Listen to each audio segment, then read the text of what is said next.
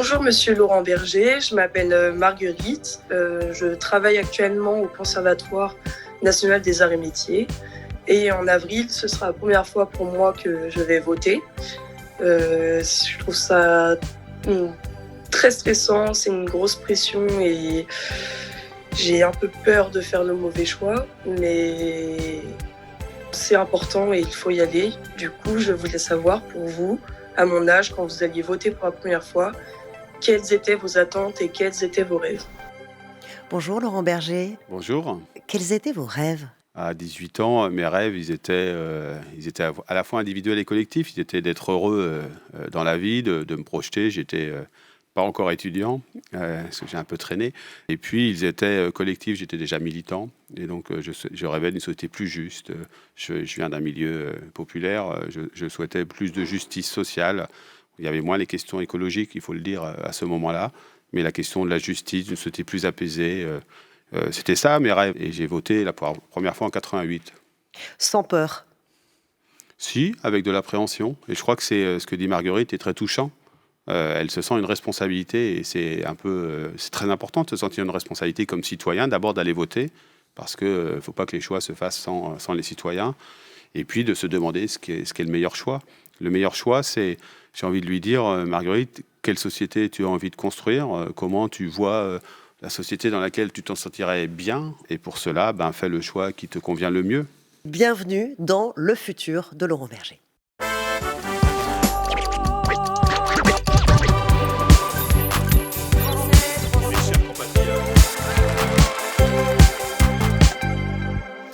À la veille d'un choix qui nous engage pour 5 ans et pour plus, pensons à demain, car choisir un président, une présidente, c'est prendre le futur comme point de départ, se projeter. Le futur, ce n'est pas seulement le titre de notre émission, c'est aussi notre obsession à tous ici. On aurait même pu vous piquer le sous-titre de votre livre « Sortir de la crise », « Agir vite, penser loin ».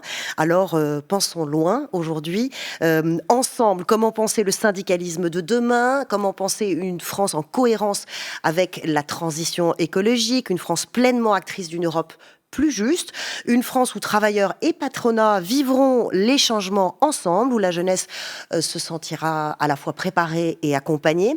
À mes côtés pour en parler, Adélaïde Zulfikar-Passic, directrice de BVA Opinion. Bonjour. Bonjour à tous. Et puis Christian Roudot, avec toi, on prend du recul. Bonjour Laurent Berger. Bonjour. Vous dirigez la CFDT depuis 2012. C'est désormais le premier syndicat de France avec plus de 600 000 adhérents revendiqués. Vous incarnez un syndicalisme de tradition réformiste, même si vous n'aimez pas beaucoup le terme. À vos yeux, on doit pouvoir changer les choses sans brandir la menace du grand soir tous les 4 matins. Et votre réflexion va au-delà du monde du travail. Vous parlez aussi de citoyenneté, d'Europe, de transition écologique, car pour vous, tout se tient. D'ailleurs, vous proposez avec d'autres le pacte du pouvoir de vivre, 90 propositions dont beaucoup s'inscrivent dans le temps long. C'est une façon de peser dans le débat présidentiel ?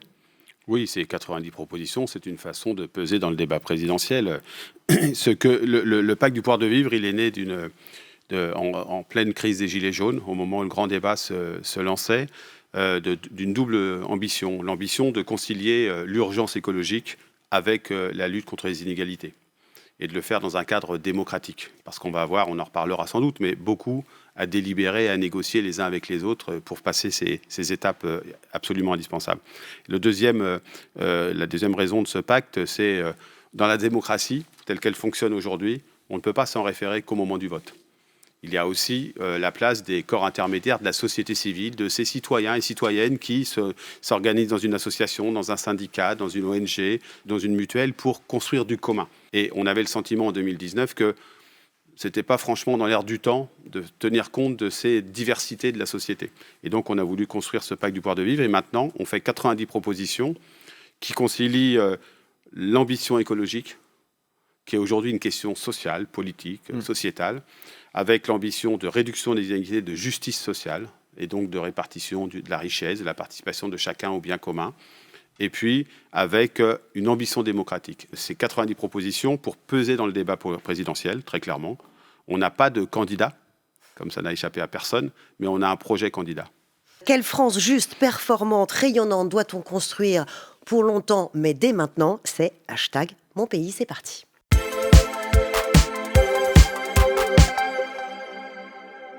Laurent Berger, vous avez dit il faut en finir avec l'idée que l'on pense grève quand on pense à se syndiquer, un petit peu à rebours d'une certaine image du syndicalisme, parfois un petit peu obsolète, pas toujours appréciée par l'opinion publique.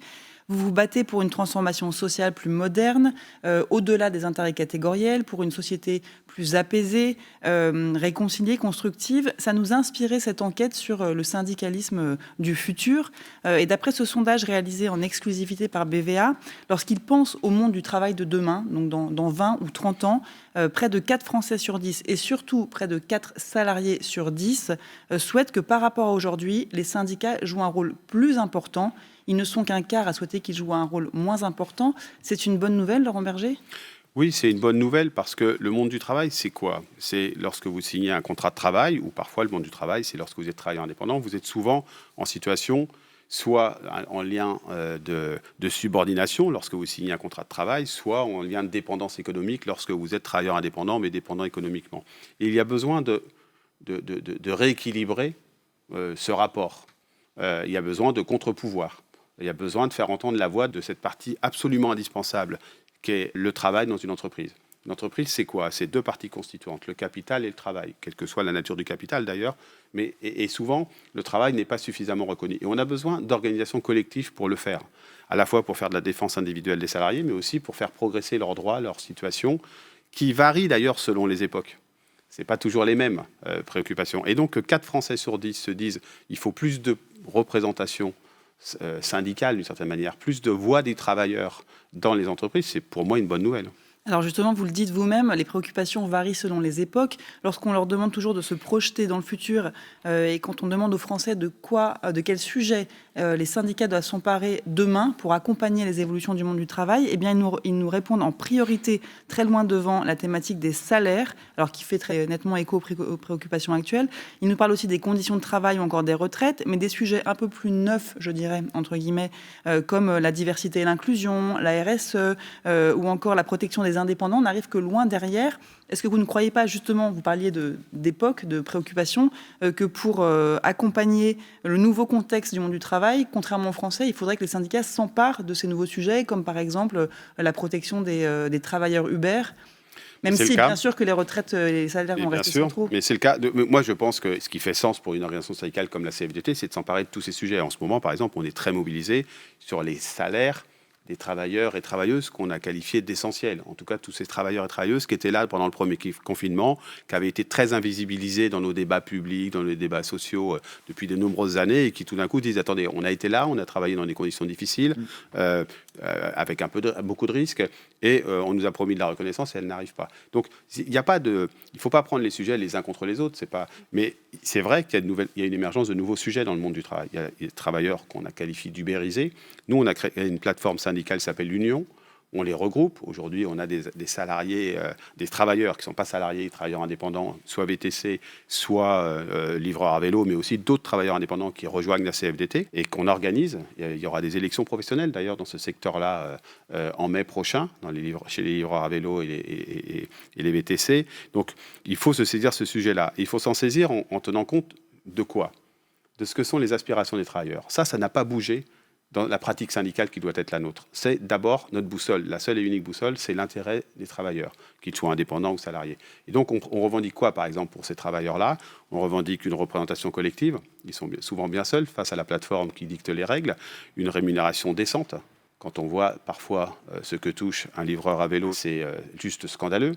Des conditions de travail dignes, une reconnaissance des accidents du travail ou du risque de perte d'activité. Enfin, voilà. Donc, oui, il faut que le syndicalisme se saisisse de ce sujet-là, se saisisse du sujet de la transition écologique qui va impacter beaucoup l'emploi et le travail, de nouvelles articulations du travail parce que le télétravail, avec ce qu'on vient de connaître, a pénétré la vie personnelle de façon gigantesque et que ça va interroger les relations au travail. Donc, une organisation syndicale, elle n'est pas figée. Elle ne doit pas être figée, elle doit être agile, elle doit écouter ce que sont les évolutions du monde du travail, elle doit être campée sur ses valeurs et ses ambitions qui sont d'améliorer la vie des travailleurs. mais pas sur des pratiques qui ne font plus sens pour les gens qu'elle entend représenter. Donc c'est ce que la CFDT essaye de faire tous les jours. Continuons à explorer en faisant le point sur le syndicalisme d'aujourd'hui. C'est notre premier point data avec des faits et des chiffres. La liberté syndicale qui est consacrée depuis 1884 en France. Je voudrais qu'on reprenne les chiffres de la DARES. En 2019, 10,3% des salariés en France déclaraient adhérer à un syndicat. C'est 2 fois moins qu'il y a 50 ans. 7,8% seulement dans le privé. Et surtout, si on élargit un peu à l'échelle européenne, la France est l'un des pays les moins syndiqués de l'Union européenne, la moyenne de l'UE étant de 23%. Et on s'aperçoit qu'on est très loin derrière la Finlande, qui est le pays le plus syndiqué à 74%, qui est un pays aussi qui se dit, parmi les pays scandinaves, l'un des pays les plus heureux. Alors, est-ce que c'est un hasard ou une coïncidence? Laurent Berger, pour se renouveler, le syndicalisme français doit-il s'inspirer de l'un de ces pays? Est-ce qu'il y en a un qui vous sert de modèle pour le futur? Je me méfie toujours des modèles, parce que les situations sont différentes. Je suis le président de la Confédération européenne des syndicats également, donc je connais bien cette problématique. D'abord, moi je ne suis pas de ceux qui se réfugient derrière des raisons pour expliquer une faiblesse du taux de syndicalisation en France. On a une difficulté. Je crois que c'est lié à 2 phénomènes. C'est une image dégradée du syndicalisme. Si on caricature, pour beaucoup de gens, un syndicaliste, c'est plutôt un homme, plutôt âgé, et qui est toujours en colère et qui gueule. Voilà. Et donc, et c'est des fois, y compris médiatiquement, ce qui ressort. On parle assez peu de la dernière avancée qu'on a obtenue pour les travailleurs forestiers, avec une augmentation de salaire. On parle assez peu de l'accord qu'on a obtenu pour les femmes, parce que ce sont très majoritairement des femmes qui font le maintien à domicile et pour lesquelles on a obtenu une augmentation de salaire de 15% en octobre dernier. Vous voyez ce que je veux dire? On parle toujours de quand on n'est pas content, mais jamais de ce qu'on fait réellement. Des trains syndicalistes qui arrivent à l'heure. Voilà. Mais ceci étant, le syndicalisme français, il souffre aussi d'une division. Il y a trop d'organisations syndicales. Et du coup, ça donne une dispersion et ça donne le sentiment de quelque chose d'assez diffus dont on ne voit pas bien l'intérêt. Donc on a à faire tous les jours la preuve de notre engagement. Et puis on a à s'interroger aussi sur les nouvelles formes d'engagement. Nous, on vient de lancer une enquête, j'appelle tous ceux qui le veulent, c'est une enquête en ligne à la remplir, qui s'appelle Parlons engagement, pour mesurer c'est quoi qui pourrait faire sens en termes d'engagement. Mais maintenant, pour répondre vraiment à votre question, en Europe, on a des modèles différents. Par exemple, dans certains pays où il y a des taux de syndicalisation très forts, pour obtenir l'acquis obtenu par une organisation syndicale, il faut être adhérent à cette organisation syndicale. Donc, par exemple, pour les travailleurs forestiers dont je vous ai parlé ou les aides à domicile, il aurait fallu être adhérent à la CFDT. Là, ce n'est pas le cas en France. Tous les travailleurs de ces champs-là et toutes les travailleuses vont obtenir les avancées. Donc ça minore l'intérêt de s'engager. Dans d'autres pays, c'est parce qu'on a les droits sociaux, l'assurance chômage, l'assurance maladie, parce qu'on est adhérent à une organisation syndicale. Donc, mais est-ce qu'il ne faudrait pas que ce soit le cas, du coup, en France, pour ramener... C'est une vraie interrogation. Mais ce que je veux dire par là, c'est que c'est des modèles différents. Et puis dans d'autres pays, quand même, les pays nordiques, puisqu'il n'y a pas de modèle, mais il y a quand même des endroits qu'il faut regarder de près, les pays nordiques, il y a une pratique de la négociation collective qui est très répandue. Et donc, il y a une reconnaissance naturelle du syndicalisme. Ici, en France, on a encore trop l'impression que se syndiquer, c'est d'abord, il faudrait avoir des problèmes. Il n'y a pas 74% des travailleurs finnois qui ont des problèmes. Pour être adhérent à une organisation syndicale, il ne faut pas forcément avoir des problèmes. Et donc, il faut pouvoir avoir envie de prendre part à avoir un rôle. Et si on renforce la négociation collective, on renforce la possibilité de l'engagement et l'envie de l'engagement. Justement, je voulais y venir. Quel peut être le rôle des syndicats pour bâtir une France apaisée? Un mandat présidentiel, un quinquennat s'achève. L'épisode des Gilets jaunes a montré les limites d'une démocratie parfois trop directe, sans intermédiaire. Vous en parlez dans votre livre « Sortir de la crise ». La colère et les revendications fusaient de toutes parts, sans une cohérence d'ensemble. Comment structurer ce bouillonnement de la rue, le rendre constructif et non pas destructif? D'abord, en reconnaissant que la société, elle est plurielle et qu'elle est traversée d'intérêts contradictoires. C'est-à-dire que c'est quoi une société? Ce sont des personnes qui ont une communauté d'intérêts, normalement, et mais qui ont des divergences et des conflits d'intérêts sur certains points. Dans une entreprise, l'intérêt de l'employeur, il n'est pas en tout point similaire à l'intérêt des salariés. Dans une société, bien, il y a des citoyens qui préfèrent qu'on roule, ça a été un objet, qu'on roule à 90 et d'autres qu'on roule à 80 sur le départemental. Puis il y a des gens qui sont pour un accompagnement de la fin de vie et d'autres qui sont, y compris jusqu'à le droit à l'euthanasie et d'autres qui sont contre. Ce que je veux dire par là, c'est que la société, elle ne sera pas uniforme. Je ne souhaite pas ça. La société qu'on souhaite uniforme, c'est une société totalitaire. C'est pas ce qu'on souhaite. Si on ne veut pas une société totalitaire, il faut reconnaître la divergence des points de vue, les conflits d'intérêts qui traversent la société. Et c'est quoi une France apaisée ? Eh bien, c'est une France qui reconnaît ses intérêts contradictoires et qui les fait se confronter pacifiquement. Pas par des éruptions successives qui parfois donnent des cataplasmes, mais qui ne donnent pas forcément de solution de long terme. Ça veut dire du dialogue. Qu'est-ce qu'on a devant nous ? C'est quoi les perspectives des années à venir ? Un mur écologique qui vont bouleverser nos usages, notre emploi, notre travail, nos modes de consommation, etc. On a la révolution technologique qui transforme tout, y compris l'accès à l'information, la nature du débat public, mais aussi la relation au temps long, à la lecture. On a une société qui devient de plus en plus plurielle, avec des jeunes générations qui ont le sentiment de ne pas être écoutées. Eh bien ça, on résoudra le chemin pour arriver à une France apaisée, parce qu'on confrontera ses intérêts, on dialoguera. Dans quel espace ? Il est où l'espace demain ? Eh bien, il faut les créer, ces espaces. Soit ils existent comme dans l'entreprise, mais en faisant en sorte que la voix des travailleurs soit encore plus entendue, donc davantage de dialogue social, davantage de représentants des salariés dans les instances de gouvernance, les conseils d'administration des entreprises. Du côté de la société, il faut reconnaître le dialogue avec les différentes parties prenantes de la société civile. Vous voyez ? Moi, je souhaite que ceux avec qui je ne suis pas d'accord ou avec qui j'ai des intérêts contradictoires, par exemple le patronat, soient organisés. J'ai pas envie qu'il y ait des gagnants et des perdants, au sens, ça ne marche pas, ça. Et donc, les espaces, il faut créer. Et puis, il va falloir l'articuler maintenant avec une aspiration très forte des citoyens, c'est de prendre la parole, avoir la voix au chapitre sur les choix qui les concernent. Mais c'est l'articulation entre ces dimensions-là qu'il va falloir créer. Est-ce que votre pacte du pouvoir de vivre ressemble à s'y méprendre à un programme présidentiel, hein. Ce manifeste est fortement teinté de vert, avec beaucoup de propositions pour un développement plus durable.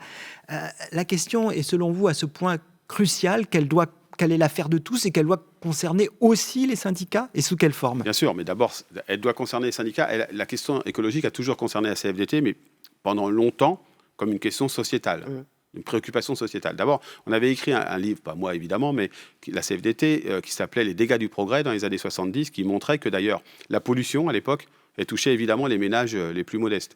Moi qui viens d'une ville industrielle, qui suis d'un milieu ouvrier, évidemment que vous habitiez près des endroits de la zone Céveso si vous étiez plus modeste. Quand vous avez plus de revenus, vous habitiez un peu plus loin. Donc tout ça pour dire que c'était une question sociétale. Maintenant, c'est devenu une question sociale. La question de la transition écologique, ça va bouleverser les emplois, on le sait. Le Shift Project a fait une étude sur le plan de transformation de l'économie française, le PTEF, comme ils appellent ça. Il montre qu'il y a un potentiel de création d'emplois de 300 000 emplois. Mais ils disent aussi que ces 300 000 emplois, c'est 700 000 supprimés et 1 million créés. Il ne faut pas croire que ça va se faire comme ça en termes de temporalité, de compétences, d'accompagnement des travailleurs. Donc c'est devenu une question sociale. Totalement une question sociale. Et on l'a vu avec la crise des Gilets jaunes, c'est d'autant plus devenu une question sociale que les choix qu'on doit devoir faire, parce que le mur climatique est devant nous, et qui peut avoir des conséquences humaines dramatiques, on le sait, il en aura. Et si on veut ne pas être climato-dépressif maintenant, parce qu'il n'y a plus beaucoup de climato-sceptiques, il faut qu'on trouve des solutions. Ces solutions, elles devront être construites par la concertation, par le dialogue, et par des réponses sociales, par l'accompagnement des citoyens et des travailleurs dans cette transition écologique. Prenons l'exemple du nucléaire, puisque c'est l'un des points de débat importants dans cette campagne présidentielle. C'est une ligne de fracture en France encore, et même au niveau européen. Hein, c'est une vraie ligne de fracture en ce moment. Et pourtant, ça nous engage, comme vous le dites, pour des décennies. Vous vous prononcez pour un mix 100% renouvelable. Alors, je voudrais d'abord que vous nous précisiez ce que ça implique, et surtout, en termes de casse sociale, ce que ça peut représenter dans cette transition, puisque c'est quand même le troisième secteur industriel. La position de la CFDT sur le mix énergétique est très clair. C'est-à-dire qu'aujourd'hui, et c'est l'illustration, ce débat-là, d'une forme de débat binaire qui peut exister. Le sujet pour ou anti-nucléaire aujourd'hui, on l'a dépassé. Il est intellectuellement intéressant potentiellement, mais il est pratiquement inopérant.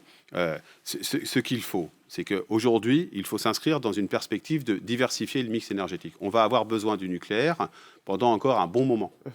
Donc il faut le dire et l'assumer. Mais ça ne veut pas dire qu'il ne va pas falloir qu'on travaille davantage sur les énergies renouvelables.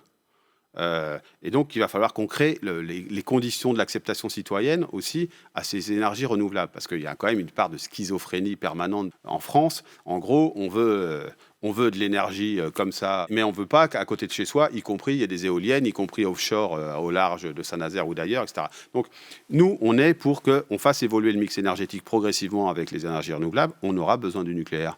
Et donc, il n'y a pas d'état d'âme là-dessus. L'impact, il n'est pas prouvé qu'avec l'évolution de ce mix énergétique, l'impact soit en termes d'emploi soit négatif.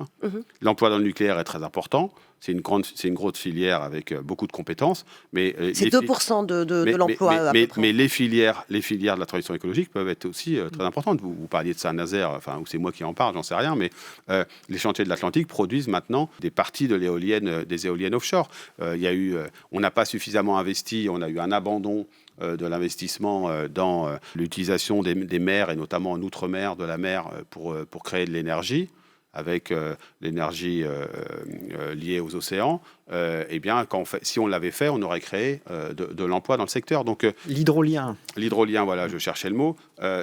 Il faut un peu de raison. C'est-à-dire que l'ambition aujourd'hui sur la question écologique, elle est quoi? Elle est de se fixer des objectifs en dur, vraiment. Et elle est de tracer le chemin. Et le chemin, il n'est pas simple. Et comme il n'est pas simple, il y a besoin de délibération. J'aimerais quand même qu'on approfondisse un petit peu cette question que vous avez évoquée à plusieurs reprises de cette tension ou conciliation entre emploi et écologie. Vous venez de parler de l'exemple de la création d'emplois à travers l'éolien. C'est pas toujours le cas. Cette tension, elle est palpable chez tout un chacun. J'aimerais partager avec vous quelques données d'une étude d'opinion qu'on a réalisée. Alors, c'était il y a à peu près un an, auprès de 30 000 citoyens dans le monde pour la Banque européenne d'investissement, sur justement la sortie de crise, comment est-ce qu'on accompagne la reprise économique.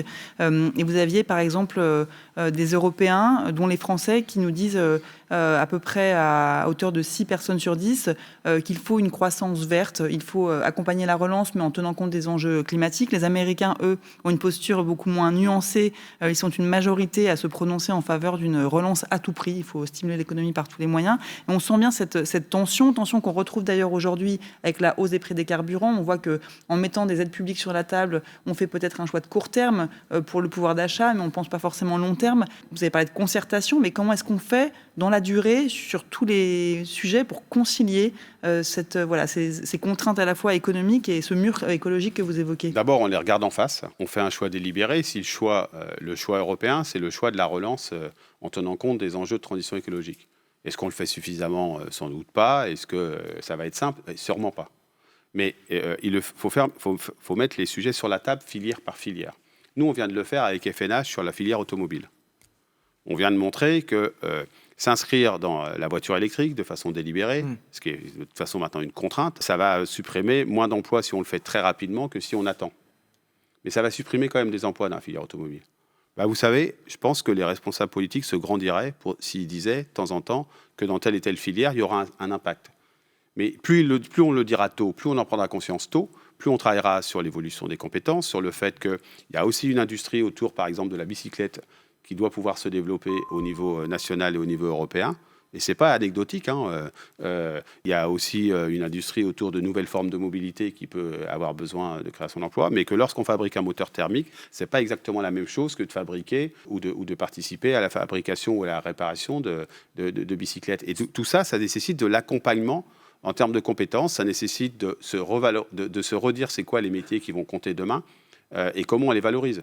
Parce qu'on aura besoin aussi demain, sans doute, autour de l'agriculture, de la filière agroalimentaire, etc., de nouvelles compétences. Laurent Berger, vous diriez qu'on a du mal à penser le futur ? Oui, on a du mal à penser le futur. D'abord parce qu'il faut, et c'est l'objet du livre, il faut aussi répondre à l'urgence. Et moi, je ne suis pas contre des aides ponctuelles aux ménages. Au contraire, je les revendique et je les soutiens. Des ménages qui ont du mal à boucler les fins de mois. Vous savez, moi, je sais d'où je viens, je sais qui je suis. Lorsque vous avez du mal à boucler les fins de mois, la situation à 10 ans vous préoccupe un peu moins. Et des fois, quand vous les bouclez bien, les fins de mois, quand vous êtes très très riche, la situation à 10 ans vous préoccupe pas non plus. Et vous prenez pas de responsabilité. Donc, moi, je crois qu'il faut se dire la vérité.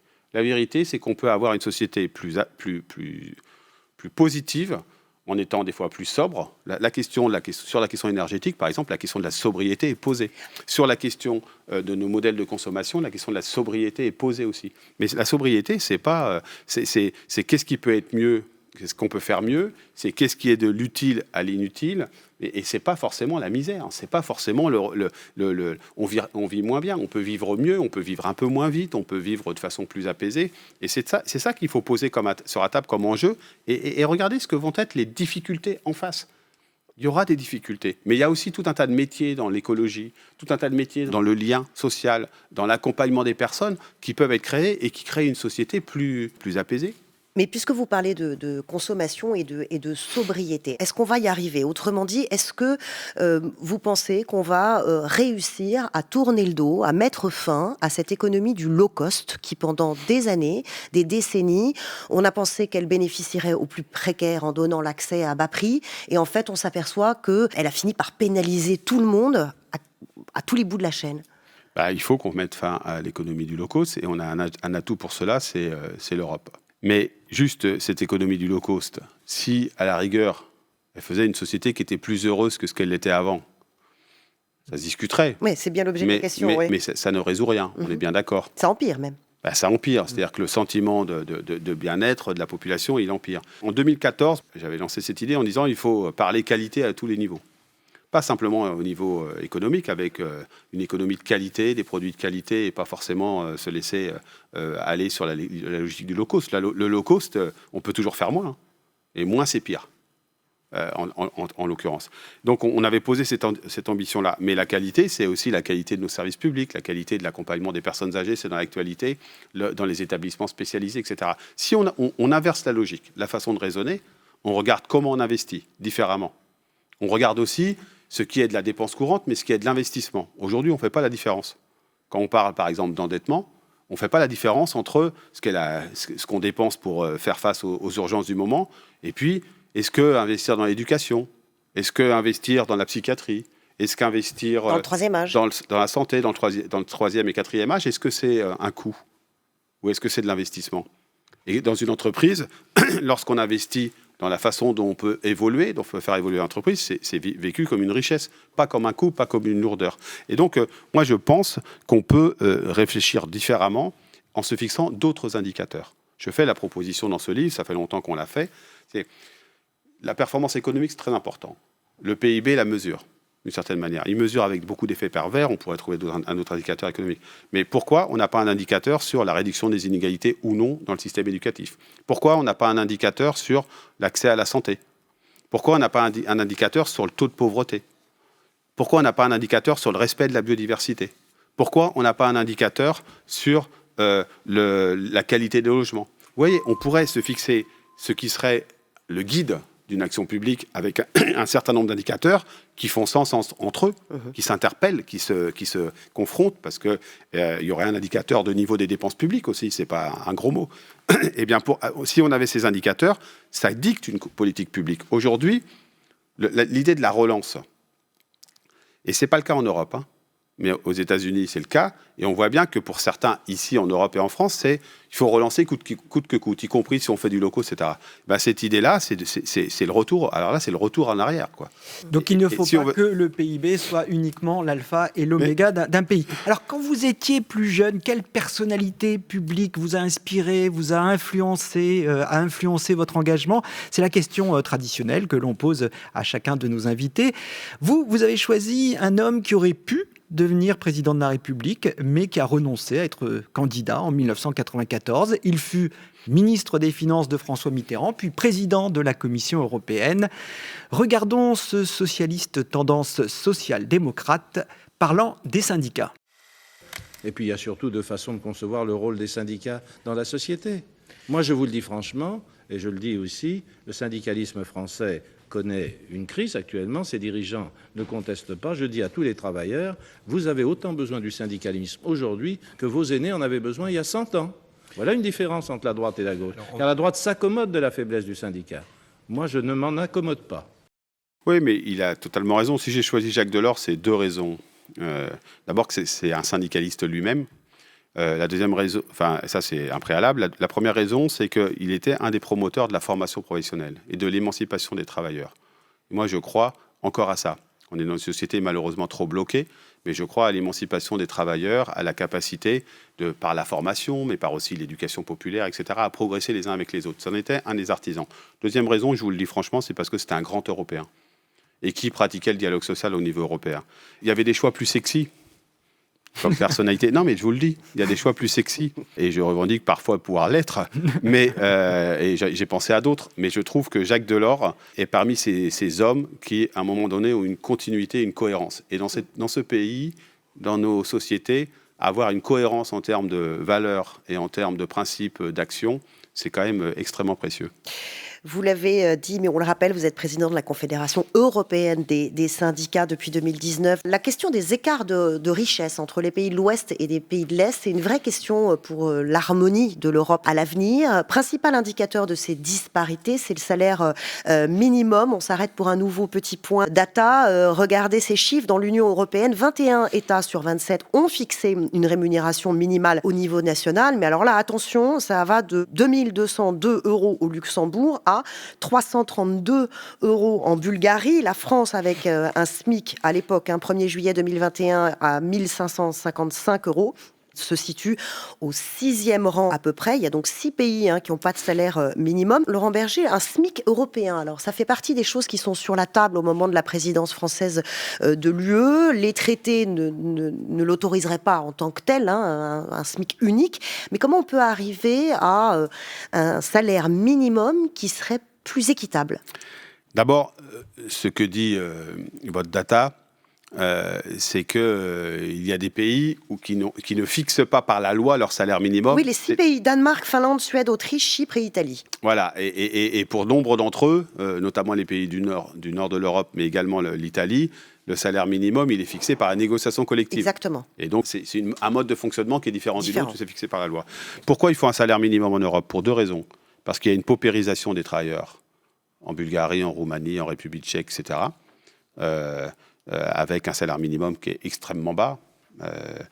Et la deuxième raison, c'est qu'il faut éviter le dumping social intra-européen. Et donc, oui, c'est à l'ordre du jour de l'Europe maintenant depuis un certain temps. En 2017, à Göteborg, il y a eu la proclamation du socle européen. Les droits sociaux disaient qu'il fallait un salaire minimum au niveau européen. On a avancé à Porto en mai dernier. Et maintenant, on a la présidence française de l'Union européenne. Et moi, je me bats comme un diable sur le fait que cette présidence française, elle acte enfin ce salaire minimum. Que nous, on revendique à la Confédération. C'est pas un salaire minimum unique, on est d'accord. Vous savez, ce qui est important en Europe, c'est la convergence. L'harmonisation où tout le monde est pareil, personne n'y croira, et surtout, c'est infaisable à cet instant T. Donc, c'est la convergence. Et donc, ce qu'on dit, nous, c'est qu'il faut que ce soit 60% du salaire médian. Donc, pourquoi je me bats là-dessus ? Ce qui est déjà le cas en France, par exemple. Oui, et bien sûr, j'allais y venir. C'est pourquoi je me bats là-dessus. Pas simplement pour les salariés français. Je pense que pour les salariés français, le sujet pouvoir d'achat et rémunération, il est ces grilles qui sont tassées et qu'il y a trop de gens qui sont au SMIC.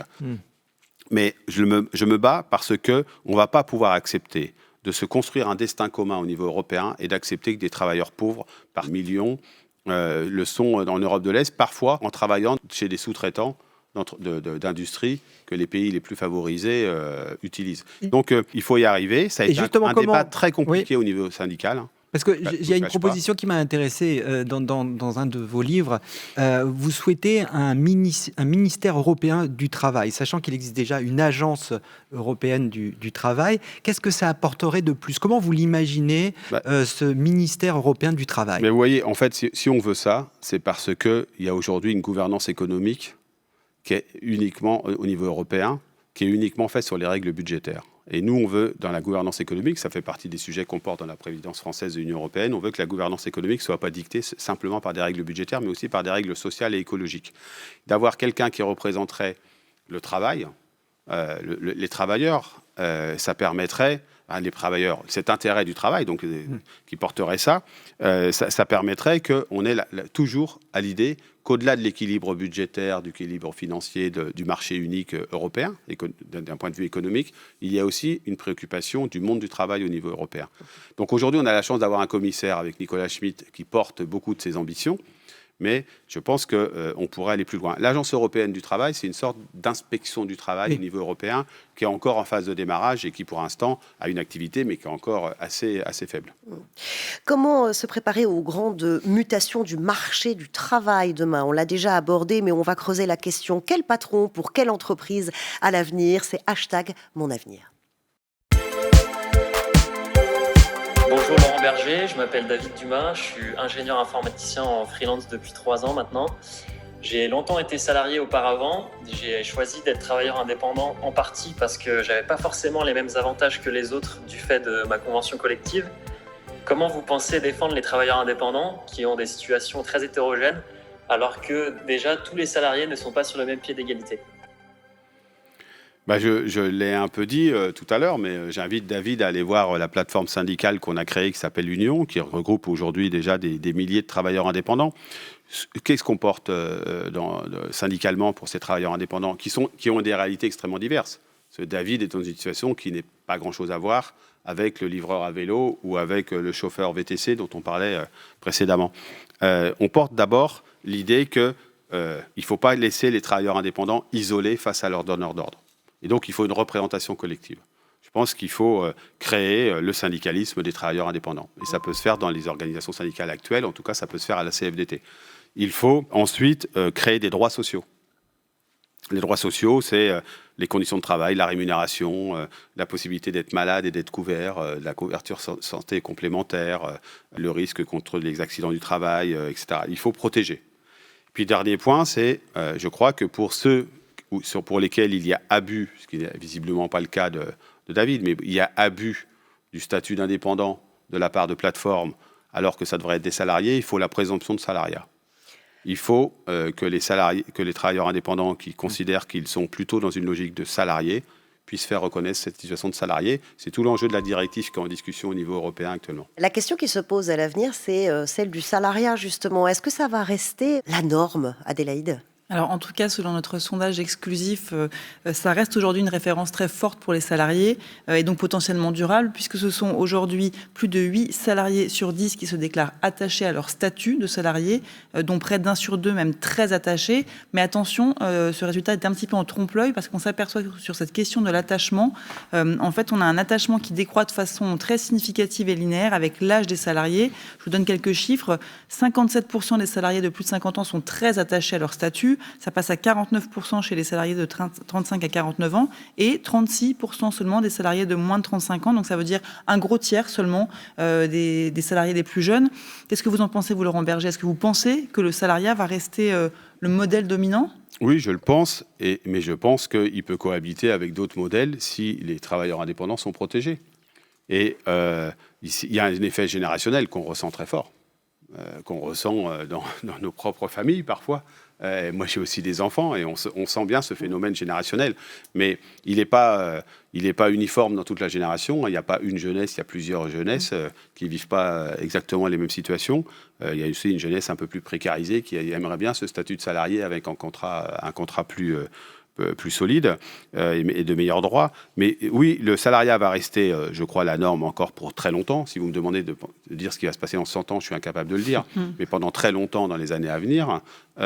Mais de plus en plus va se développer d'autres types de travail et qui vont parfois conjuguer deux statuts. On appelle les slasheurs, ceux qui sont un peu salariés et qui sont aussi travailleurs indépendants. Et ça va se développer évidemment de façon très forte. Donc c'est un appel à quoi pour nous? Pas avoir une logique conservatrice en disant c'est les salariés ou rien du tout. C'est OK, il peut y avoir d'autres formes de travail, mais là aussi il peut y avoir de l'exploitation. Là aussi, il peut y avoir du mal-être, des difficultés. Et donc, il faut construire des droits sociaux pour ces travailleurs. Dans cette révolution du monde du travail, avec l'émergence des métiers de demain, la révolution numérique et l'intelligence artificielle, alors évidemment, ça ouvre un chiffre innombrable d'opportunités. Ça génère aussi beaucoup d'inquiétudes, évidemment, création de métiers, mais disparition de métiers. Vous l'abordez comment? Avec inquiétude, avec optimisme ou pragmatisme? Avec lucidité, ça veut dire quoi? Ça veut dire qu'il y a de profondes opportunités, des fois y compris pour faire évoluer les conditions de travail, pour alléger. Il y a de profonds risques. Il y a un risque emploi, parce que des métiers qui disparaissent, d'autres qui se créent, derrière tout ça, c'est des femmes et des hommes. Et ce n'est pas un truc automatique où, hop, votre métier disparaît, vous allez dans l'autre. Donc, il y a besoin d'un accompagnement, de la formation, de nouvelles compétences, etc. Et donc, moi, ce que je crains, c'est une société Kleenex. En gros, vous avez perdu votre boulot, désolé, de toute façon, on va former d'autres, plus jeunes, etc. Donc ça, il ne va pas falloir accepter ça. Donc il y a ce risque-là. Et puis, il y a un risque aussi que, via l'intelligence artificielle, les capacités de travailler différemment, on n'arrive plus à distinguer ce qu'est sa vie personnelle de son travail. On a quand même vécu une période, là, depuis 2 ans, où parfois, on n'a pas vraiment travaillé seulement à la maison. On a en fait plutôt fini par dormir dans son bureau, en fait, qui était sa chambre, mais qui était davantage son bureau. Et donc, il va falloir réguler tout ça.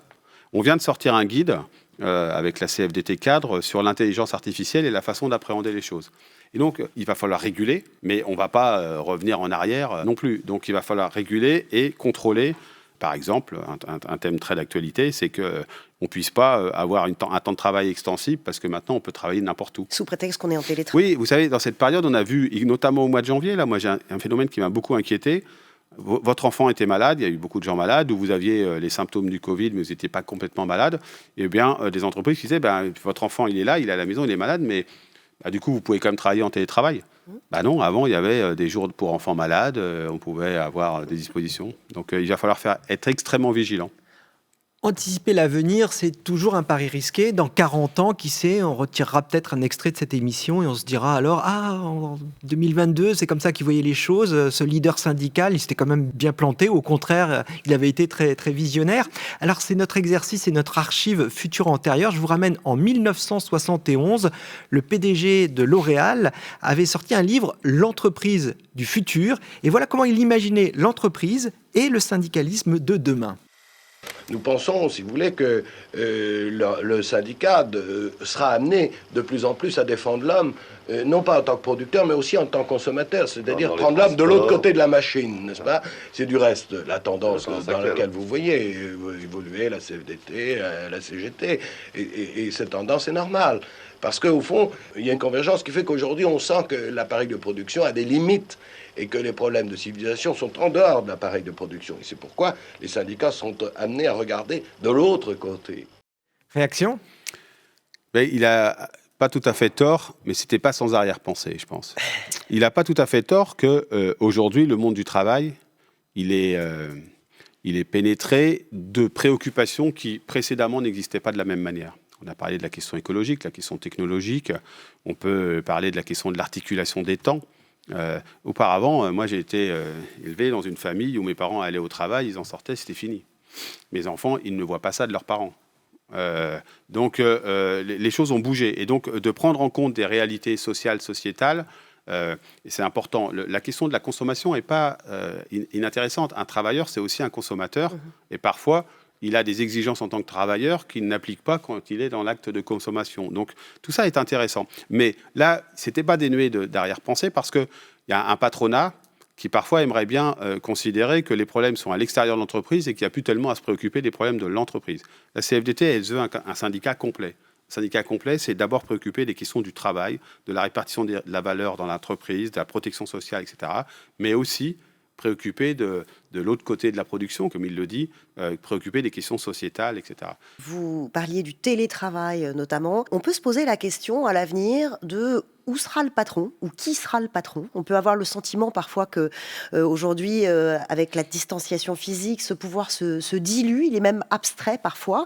Où est-ce que le salarié trouvera à l'avenir à la fois de l'autorité, mais aussi ce sentiment d'inspiration, de dialogue, de protection que pouvait représenter le patron à l'ancienne?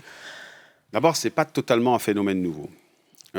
Beaucoup de salariés qui sont dans des grands groupes ont le sentiment que parfois, celui avec lequel ils discutent ne sont pas là. Il va falloir remettre du dialogue social de proximité.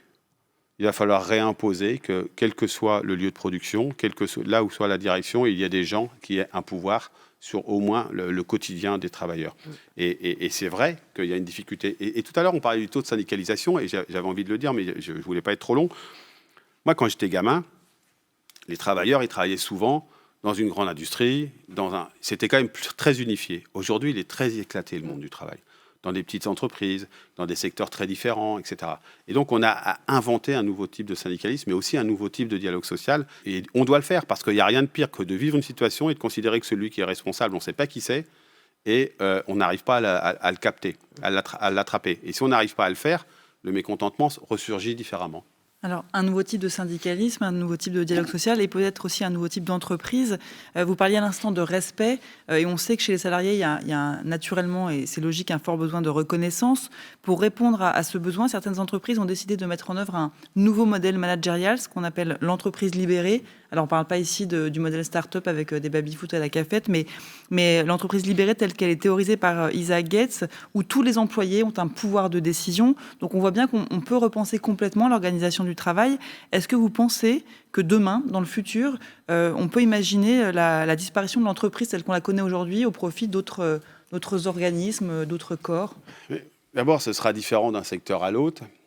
Et puis, moi, je me méfie des concepts. Qui serait généralisable, ça serait tellement merveilleux, hein, j'adorerais ça, on aurait moins de boulot les uns et les autres, mais ça ne marche pas comme ça. Ce que je crois, c'est que l'entreprise demain, elle devra faire plus de place à la parole des travailleurs. Et moi, ma conception de l'entreprise, la gouvernance de l'entreprise, c'est 3 choses.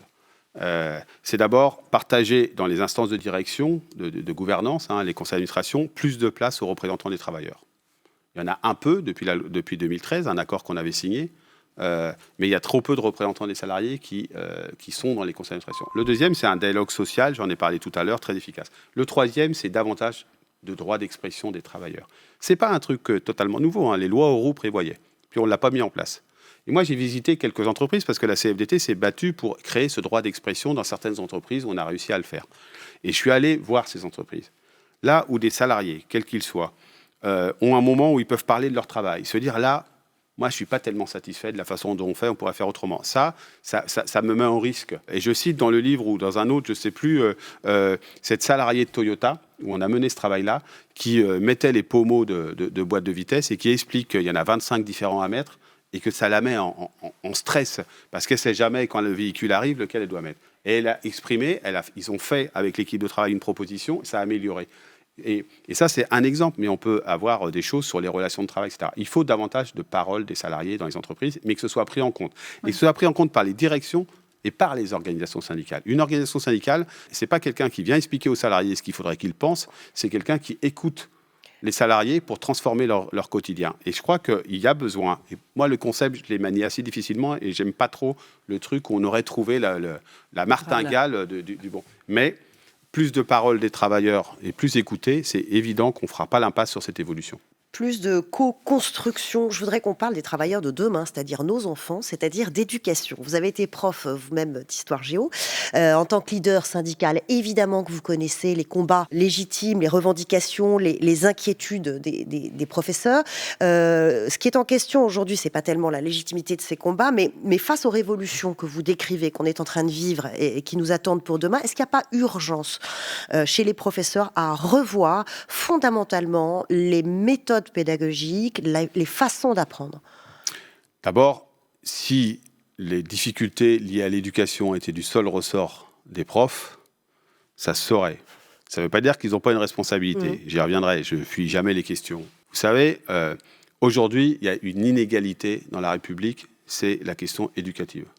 Si votre enfant est dans certaines académies, et notamment, je le dis, dans certains départements comme la Seine-Saint-Denis ou la Seine-et-Marne, le remplacement des profs absents, par exemple, ou le nombre, la capacité de faire face aux défis, elle n'est pas très égale avec si vous êtes dans une zone plus favorisée.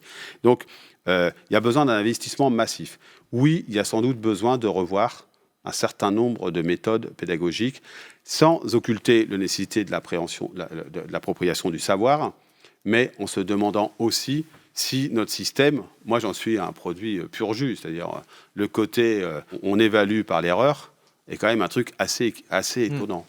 Et donc je pense qu'on peut revoir les choses, mais on le refera avec les professionnels. Personne ne réformera l'éducation, on investira dans l'éducation en donnant le sentiment que ça se ferait contre les enseignants. Vous savez, ils sont maltraités au niveau salarial. Oui. Quand je dis maltraités, c'est en 2 mots. Leur salaire est très bas. Et là, on peut faire des comparaisons européennes. Et là, il y a un consensus assez large. Hein. D'ailleurs, la candidate Hidalgo a proposé de intégrer l'éducation dans un écosystème. C'est pas je rentre dans la classe, je sors, et puis il n'y a plus rien. Il y a des professionnels des collectivités territoriales dans l'éducation qui jouent un rôle fondamental. Il suffit d'avoir un enfant en maternelle pour s'apercevoir que les ATSEM, dont on ne parle jamais, sont hyper importante dans le système éducatif. Les personnels, les associations d'éducation populaire sont très importants à la lisière de l'école pour accompagner, y compris les enfants qui sont le plus en difficulté. Donc, il y a besoin d'un vrai investissement dans l'éducation. Il y a besoin d'une révolution dans le système éducatif français. Ça se fera avec les profs, pas contre les profs. D'accord. Alors, rémunération, revalorisation de la rémunération, je pense qu'il y a un consensus assez large à ce propos. Néanmoins, vous avez dit que vous n'allez pas fuir vos responsabilités. Et il y a quand même aussi cette idée répandue que l'éducation nationale et les enseignants sont ce fameux mammouth, comme le disait l'ancien ministre de l'Éducation Claude Allègre, qu'il est difficile à faire bouger. Les enseignants n'ont-ils pas à balayer devant leur porte et aussi à faire en sorte que si on doit faire face aux défis de demain, qu'ils acceptent certains changements? Mais on a l'impression qu'ils sont parfois rétifs à ces changements. Pas ceux de la CFDT, je peux vous le dire, ils ne sont pas rétifs aux changements. Vous savez, les changements, ils en ont vécu depuis mars 2020. Alors, il y a 2 mois, il a fallu qu'ils fassent des cours à distance. Moi, je vais vous dire, comme usager de l'école, entre guillemets, comme parent, j'ai vu des enseignants extraordinaires pour maintenir le lien avec les élèves, dans des conditions d'impréparation totale, pour cause, personne ne pouvait le prévoir. Ensuite, on a continué d'ailleurs avec des systèmes d'impréparation à pas forcément travailler sur des logiciels communs de cours à distance, etc., parce qu'il y a eu d'autres périodes après un peu compliquées. On a eu des gens qui se sont adaptés à des protocoles successifs. Donc, oui, ils ont à balayer devant leur porte comme tout le monde. Je connais personne qui, dans les situations que nous sommes en train de vivre, n'a pas à regarder ce qu'il pourrait faire lui-même pour que les choses aillent mieux. Mais les enseignants ont été héroïques comme d'autres pendant cette période. Je le dis sans démagogie, la CFDT n'est pas la première organisation de l'éducation. Maintenant, oui, sur la question du travail coopératif. Mais encore faut-il en donner des moyens. Vous savez qu'aujourd'hui, dans nombre d'établissements, si vous voulez travailler à plusieurs, il faut que vous mettez dans un coin, dans une salle des profs, qui est des fois un lieu de passage plus qu'un lieu de travail, mais on n'a pas forcément prévu les locaux pour. Si vous voulez rester travailler avec des collègues pendant un certain nombre de temps, parce que je vous rappelle que le temps de travail des enseignants est largement, évidemment, au-delà du temps de cours, eh bien, vous n'avez pas forcément les espaces pour le faire. Donc oui, on peut faire bouger des choses. Moi, je ne connais pas beaucoup d'enseignants qui sont pas prêts à faire évoluer les choses, y compris en termes d'évaluation, en termes de comment on valorise plutôt les élèves, plutôt que d'essayer de trouver là où il y aurait l'erreur. Mais encore une fois, il faut faire ces changements avec eux, il faut écouter. Mais c'est vrai dans tous les services publics. Héroïques, mais pas reconnus. Exactement, j'allais dire, vous avez dit qu'ils étaient héroïques, et en même temps, alors moi, ce qui m'a frappé, c'est qu'on a réalisé une enquête juste après la crise sanitaire, sur l'impact de la crise sanitaire sur les fonctionnaires. Et ce qui était frappant dans cette enquête, c'est que systématiquement, sur tous les items, les enseignants apparaissaient en retrait par rapport à l'ensemble des fonctionnaires. Alors, je sais bien que ce n'est pas une catégorie un tout homogène, mais ils se sentent moins valorisés, moins fiers de leur mission, ils disent qu'ils ont moins de moyens. Est-ce que c'est une réalité sur tous ces sujets-là? Il y a vraiment un traitement différent des enseignants? C'est une réalité. D'abord, les agents publics, ils ont été en première ligne aussi dans beaucoup de secteurs. Oui, mais pourquoi les enseignants en particulier se sentent moins soutenus? Tout simplement parce que je crois qu'il y a d'abord un dénigrement assez généralisé à leur égard, qui est injuste. Et puis, je pense qu'ils ne sont pas bien payés, qu'ils ont été assez peu associés au dialogue. Enfin, c'est peu de le dire assez peu. Ils n'ont pas été associés lorsqu'on a modifié les protocoles, etc. Et puis, finalement, vous savez, pendant cette période, qu'est-ce qui nous a permis de tenir? Notre protection sociale, système de protection sociale, et nos services publics. On a tous découvert pendant 2 mois là qu'on n'était pas vraiment tous faits pour être prof, moi le premier, de nos propres enfants. On est d'accord? Donc on s'est aperçu qu'il y avait des gens quand même assez importants qui existaient là, dont il était de bon ton dans les soirées entre amis de dire le mien, il est pas super, il est machin, celui de mon gamin, etc. Mais finalement qui quand même faisaient des trucs pas mal et qu'on n'était pas forcément capable de tous faire. Et donc moi je crois qu'il faut de la reconnaissance. Vous savez, la reconnaissance c'est le salaire, c'est de bonnes conditions de travail. Et c'est s'adresser avec reconnaissance, avec respect à l'égard des enseignants. Et quand je le dis des enseignants, qu'on s'entende bien, moi je mets les enseignants et tout le personnel éducatif. Vous savez, je suis usager de l'école, moi je suis frappé, je dis bonjour à la maîtresse de mon fils, mais je dis bonjour aussi à l'ADSEM et à tous les personnels périscolaires qui sont là. Et je les regarde. Et je le dis parce que, vous savez, ces travailleurs invisibilisés, excusez-moi de m'emporter un peu, dont on parle, ils ont besoin aussi qu'on les regarde autrement, que la société les regarde autrement. Et je pense que les enseignants font, alors que c'était un métier très valorisé dans le temps, comme on dit, font partie de ces gens qui ont besoin de reconnaissance, y compris de cette manière. Quelle place ils auront, nos enfants, demain en tant que citoyens? C'est #maplace. Bonjour Monsieur Laurent Berger, mon nom est Amit Seni. auteur de La Cité à la City et Managing Partner de Vision Enabler, ici en Australie et au Royaume-Uni. Nous sommes un cabinet de conseil en diversité et culture inclusive. Nous avons travaillé pour de très très grandes multinationales françaises et de grands groupes étrangers. Ils ont très très bien compris les atouts de la diversité en entreprise et ce que ça peut leur apporter. Par contre, notre expérience en France a été un peu négative. Pour être honnête, ça avance pas. Donc ma question pour vous, c'est est-ce que ces sujets de diversité doivent d'abord être discutés par le pouvoir politique avant d'arriver en entreprise ?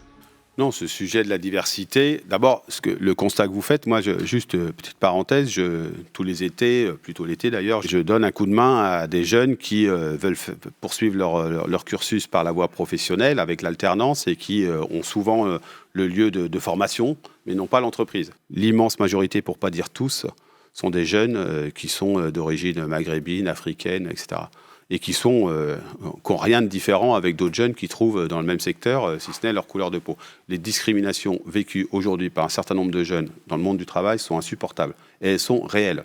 Personne ne peut dire l'inverse. Et elles ne sont pas le fait d'affreux salopards qu'on pourrait pointer et toucher du doigt. Vous voyez, de logique inclusive, pour reprendre ce terme, qui n'existe pas. Et donc, je crois que l'entreprise est un lieu pour le faire. Nous, on organise tous les ans, dans plusieurs villes de France, des forums emploi à destination des jeunes où on fait venir des entreprises, on les fait se rencontrer. Ça matche assez rapidement. Ce qui manque, c'est cette espèce de... il y a des biais. On a tous des biais, on les mesure. Il y a des éléments pour mesurer les biais. Et aujourd'hui, ces biais, ils sont trop présents dans la société, parce que ce n'est pas que dans le monde du travail, mais ils sont trop présents aussi dans le monde du travail. Et si on veut lutter contre, il faut une vraie volonté politique. Il faut des sanctions quand il y a discrimination assumée et mise en place, mais il faut aussi lutter contre les discriminations qui sont non assumées au sens où ce n'est pas une volonté délibérée, mais qui sont liées à des process de recrutement, à des images qui se créent lorsqu'on vient de tel ou tel quartier, etc. Mais il faut aller beaucoup plus loin, et je crois qu'on ne va pas assez loin. Et est-ce que les centrales syndicales pourraient montrer l'exemple très rapidement ? Parce que moi, je n'ai pas le sentiment, quand je vois une délégation syndicale reçue à Matignon, à l'Élysée, qu'il y a une très grande diversité. C'est plutôt monochrome et c'est plutôt l'homme de plus de 50 ans. Pas la commission exécutive de la CFDT. Ah ben toujours, la CFDT fait toujours non, mais je peux vous assurer. D'abord, à la CFDT, les instances dirigeantes sont à 50% composées de femmes et à 50% composées d'hommes. C'est bien normal, on a 50% d'adhérentes. Donc, on n'est pas des héros en faisant ça. Et il y a diversité aussi dans nos responsables, mais pas assez. Mais on a encore beaucoup de travail à faire là-dessus. Et après, c'est plus facile d'une certaine manière, je vais dire, parce que nos champs professionnels principaux, aujourd'hui, c'est les champs du service. Je peux vous assurer que lorsqu'on a fait la manifestation des travailleurs essentiels, c'était pas monochrome, mais je m'en réjouis. Mais tout simplement parce que c'était aussi des travailleurs qui étaient les moins bien traités. Donc ça dit des choses aussi sur les logiques discriminantes qui peuvent exister dans le monde du travail.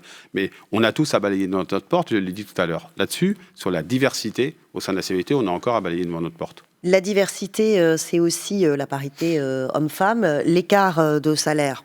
Rien à faire, ça n'avance pas. Est-ce qu'il y aura enfin une mesure musclée ? Est-ce que vous auriez une mesure musclée si vous deveniez un jour, je sais que c'est pas au programme, mais si vous deveniez président de la République ou ministre du Travail, et quelle serait la mesure qui ferait enfin bouger le curseur ? D'abord, en France, là aussi, on est les plus mauvais élèves de l'Europe. Oui, l'écart salarial est autour de 16,4, quand en moyenne en Europe, il n'est pas satisfaisant, mais il est autour de 13-14. En France, aujourd'hui, on a des accords, la loi... On a tout. Maintenant, il faut la sanction quand ce n'est pas appliqué. Et donc, je n'ai aucune prétention de devenir responsable politique, mais la proposition du syndicaliste que je suis, c'est maintenant, ça suffit. On mesure les différences salariales, par exemple, et puis on tape... On tape, ça veut dire punition. Oui, bien sûr, sanction. Ouais, ça, c'est le premier point. Et puis, ça, c'est pour la question du plafond de verre. Il faut des mesures. Et puis, je vous rappelle qu'il y a un plancher collant aussi pour les femmes. C'est-à-dire qu'on a à la fois un plafond de verre et un plancher collant. C'est quoi le plancher collant ? C'est que les métiers féminisés sont parmi les moins bien rémunérés. Parce que, quand vous regardez, il y a 60% des smicards qui sont des smicardes. Les métiers du lien social, de nettoyage, les métiers du commerce, etc., qui sont très féminisés, les métiers du maintien à domicile, etc., qui sont très féminisés, des EHPAD, sont forcément les métiers les moins bien payés. Donc on a une forme d'hypocrisie collective, et je suis persuadé que ces métiers seraient plus masculins, eh bien, on n'aurait pas... Les salaires augmenteraient. Exactement. Donc, nous, on va organiser spécifiquement une marche de ces travailleuses essentielles parce qu'il y a un plancher qui colle et qui empêche d'avoir des revalorisations salariales sur des travailleuses qui sont essentielles. Donc, de la sanction, c'est clair, de la sanction et une augmentation des salaires, des minima de branche et des progressions salariales dans ces secteurs-là. Alors, il y a un sujet qu'on a effleuré du doigt jusqu'à présent, qui est la question de l'équilibre vie privée, vie professionnelle, et donc la question du temps de travail. Plusieurs pays, dont l'Espagne, sont en train d'expérimenter la semaine de 4 jours. D'après notre sondage exclusif, les salariés français, dans leur très grande majorité, 83%, vous le voyez à l'écran, aimeraient pouvoir en bénéficier. Ils sont un petit peu plus mesurés quant au réalisme de la mesure, mais j'ai été un peu surprise d'ailleurs, ils sont quand même les 2/3 à penser que c'est compatible avec leur poste, 66% en moyenne, 78% des cadres, 65% des ouvriers, donc même salaire, même charge de travail, mais plus de temps à la maison, taux d'absentéisme réduit. Tout le monde dit oui. Vous aussi, Laurent Berger, vous dites oui? Moi, je dis que le cours historique, c'est qu'effectivement, une réduction du temps de travail. Que ça ne se mesure pas forcément à l'échelle hebdomadaire, parce qu'il y a des réalités professionnelles différentes, que ça doit être négocié. Et nous, on fait une proposition qui s'appelle la banque des temps. C'est-à-dire que chacun puisse capitaliser, et on fait même la proposition que ce soit abondé par des jours de congés supplémentaires qu'on mettrait sur cette banque des temps pour que chacun puisse en bénéficier pour un projet personnel, faire une pause, s'occuper des gens qui sont proches, s'engager dans le mouvement associatif, etc. Donc je pense qu'il y a besoin de revoir la question du temps de travail, que ça peut se faire que par de la négociation, que ce n'est pas forcément la bonne échelle, la mesure hebdomadaire. C'est plutôt se donner du temps de respiration à certains moments, et on fait des propositions autour de ça qu'on a déjà fait passer aux candidats à l'élection présidentielle. J'insiste juste sur un point, qui a un lien avec le sujet précédent. Le temps libéré, quand on libère du temps dans les temps de travail, il est inégalement reparti entre les femmes et les hommes. C'est un des grands enseignements des 35 heures. Les hommes, si je caricature un peu, on fait plutôt du sport et plutôt... on fait des activités de ce type, et les femmes ont été trop souvent reléguées à des tâches domestiques. Et donc, on aura aussi à imaginer ce temps libéré, comment on en profite pour faire un peu plus d'égalité entre les femmes et les hommes, notamment sur ce temps domestique. Quand vous parlez de ce temps libéré, en fil rouge de votre réflexion, il y a cette idée que la société ne doit pas seulement être efficace, productiviste, mais davantage centrée sur effectivement l'épanouissement, l'équilibre et aussi la solidarité. Je pense au troisième âge, aujourd'hui, qui est rattrapé par le quatrième âge et même le cinquième âge. 2,5 millions de seniors en perte d'autonomie aujourd'hui, qu'ils soient en domicile ou en établissement. C'est 16,4% des seniors. En 2050, ils seront presque le double, 4 millions de personnes âgées dépendants. Ce qui est intéressant, c'est les projections de l'INSEE. En 2050, près d'un habitant sur 3 aura plus de 60 ans. Donc le ratio personnes âgées versus jeunes et actifs va basculer. On comptera 7 habitants âgés de 60 ans ou plus pour seulement 10 actifs, on va dire, c'est-à-dire habitants de 20 à 59 ans. Oui, et au vu des projections présentées par Charlotte, un âge légal de départ à la retraite a-t-il encore, fixé à 62 ans, a-t-il encore un sens, aura-t-il encore un sens dans 10, 20 ans? On ne va pas refaire le débat sur les retraites, parce que là, on est un peu pris par le temps, mais rapidement. D'abord, rapidement, on a besoin d'un investissement massif dans la perte d'autonomie. Et si on ne le fait pas, on voit bien que c'est une bombe à retardement. Et aujourd'hui, ce n'est pas le cas. C'est pas le cas. Ça fait 2 fois qu'on repousse une loi sur la perte d'autonomie avec des moyens qu'il faut mettre sur la table. Je ferme la parenthèse. Le débat sur l'âge de départ à la retraite, c'est un mauvais débat. Ce sur quoi on s'est battu, nous, c'est une retraite qui soit calculée sur la durée de cotisation et avec des dispositifs qui permettent de partir plus tôt lorsque vous faites des travaux pénibles. Tout le monde à 64 ans, c'est bien gentil. Mais aujourd'hui, c'est bien gentil, on est contre. Mais aujourd'hui, la moitié des gens qui partent en retraite sont déjà plus en emploi, sont au chômage ou en invalidité. Donc, je crois qu'il faut d'abord traiter cette question-là. Comment on peut aller au bout de sa carrière sans être mis dehors par son entreprise, parce qu'on coûterait trop cher, on serait improductif, trop vieux, ou je ne sais quoi, ou alors parce qu'on serait cassé. Ceux qui sont cassés, 64 ans, moi j'entends des employeurs qui disent 64 ans dans le débat public, et puis dans leur entreprise, soit mettre les gens à 58 ans dehors, soit te disent en loose day, écoute, moi, ils vont pas monter sur le toit, déjà à 62 ans, ils montent plus, donc c'est hors de question. Donc il va falloir regarder les choses un peu plus... dans notre pays, on ne sait pas faire ça, mais il y a des gens qui ont envie de travailler plus longtemps. Oui, parce que pourquoi pas le permettre? Et pourquoi pas le permettre? Parce que la question, mais pourquoi en cause, l'imposer? Parce que certains ont envie de travailler plus longtemps ou parce que c'est possible pour certains? Pourquoi l'imposer à ceux qui en bas? Non, mais quelle est la place des plus de 60 ans qui va grandissante et qui va rester pendant 20 ans en pleine forme? Quelle place on lui donne dans la société? Ça, c'est autre chose. D'abord, plus de 60 ans, vous travaillez encore. Jusqu'à preuve du contraire. Mais ça, c'est un autre sujet. La place, ça peut être... Vous savez, vous disiez, votre société, elle n'a pas l'air d'être une société seulement productiviste, etc. Non, c'est une société où on crée du commun, où on fait vivre de la solidarité et tout. Moi, je le vois tous les jours avec les retraités de la CFDT et puis d'autres. L'engagement, ils ont fait un très beau livre sur ça d'ailleurs, l'engagement des retraités dans la vie de la société. On peut faire de très belles choses encore. Et puis, on peut, je crois, avoir des logiques de fin de carrière qui soient beaucoup plus en biseau. On est quand même un pays de dingue, quoi. On travaille comme des dingues à certains moments, et puis un jour, on éteint la lumière, et le lendemain, il n'y a plus rien. Est-ce qu'on peut imaginer des trucs plus progressifs? Et donc, nous, on est pour cette réflexion-là, d'une retraite à la carte, entre guillemets, mais même s'il y aura des règles collectives pour avoir droit à sa retraite, mais qui soit plus pensée. L'inégalité d'espérance de vie, elle est symptomatique de ce sujet-là. Donc, prenons le temps d'un débat apaisé sur les retraites et qui renverra au sujet du travail, à la façon dont on l'exerce, dont on le vit pendant toute sa carrière, et puis plutôt que d'essayer de brandir les âges, qui, à mon avis, est un mauvais débat. Ici, à Futur, vous l'avez vu, on a hashtag ma France, hashtag mon avenir, hashtag ma place, et puis, si je vous dis hashtag ma France rêvée.